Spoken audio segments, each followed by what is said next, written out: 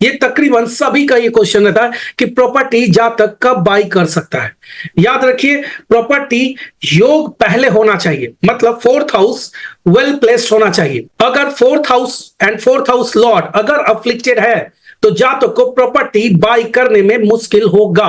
Fourth house Lord अगर अच्छी स्थिति में है, सो अब आपका दूसरा स्टेप्स होना चाहिए कि जातक प्रॉपर्टी कब बाई करेगा। जो स्टेप्स है वो है ड्यूरिंग द दशा अंतरदशा ऑफ 2 4 7 9 11। ओके, 2 4 7 9 11 ड्यूरिंग द दशा अंतरदशा ऑफ 2 4 7 9 11 आप देखेंगे कि जातक मैक्सिमम टाइम अगर देखेंगे कि जातक कब प्रॉपर्टी बाई करता है, तो सेकंड हाउस का दशा अंतरदशा चल रहा हो, या फोर्थ हाउस या सेवेंथ या नाइन्थ या 11th हाउस के दशा अंतरदशा के दौरान जातक प्रॉपर्टी बाई करता है। सी, जैसा मैंने कहा कि दशा अंतरदशा आर द डिलीवरी बॉय, वो अपने आप में कोई भी इवेंट्स क्रिएट नहीं कर सकता है। वो केवल और केवल नेटल चार्ट में जो भी इवेंट्स प्रॉमिस है उसको उसका डिलीवरी कर सकता है। सो जब भी second house, fourth house, seventh house, ninth house, 11th house इनसे रिलेटेड दशा अंतरदशा चलेगा,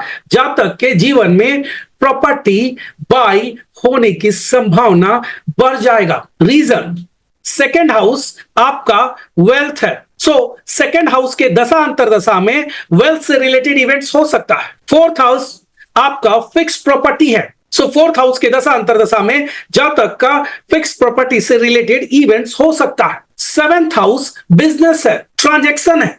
आपने देखा होगा कि आप अगर प्रॉपर्टी बाई कर रहे हैं तो कोई तो सेल कर रहा है। कई दफा प्रॉपर्टी आप बाई करते हैं बिकॉज आपको ये जानकारी रहता है कि इस प्रॉपर्टी से आपको फायदा है, मींस आप बिजनेस कर रहे हैं वहां। सो नफा, नुकसान, फायदा, इन सब बातों को ध्यान में रखते हैं, ये कहीं ना कहीं बिजनेस से रिलेटेड है। सो सेवेंथ हाउस के दशा अंतरदशा में भी जातक प्रॉपर्टी बाई कर सकता है। नाइन्थ हाउस का दशा अंतरदशा ये इंडिकेट करता है कि जातक के जीवन में परिवर्तन, चेंज होने वाला है। Ninth house indicate change.